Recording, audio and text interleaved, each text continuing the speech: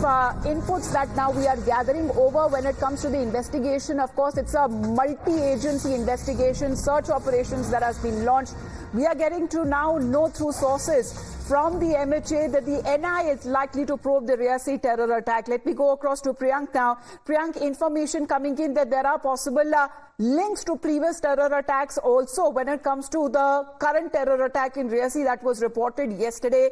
As far as the NIA taking over, can you confirm that for us? Yes, certainly. The NIA team will be visiting the spot with the forensic team. Yesterday, one of the officers had visited the spot, and it is a very well-coordinated attack, is what sources have been suggesting. Because the timing was also at the same time when the President, Prime Minister was about to swear in at the Rashtrapati Bhavan, and the manner in which the snipers have been used for this particular attack. NIA team is there on the ground, and in a day or two, the investigation will be handed over to the National Investigating Agency.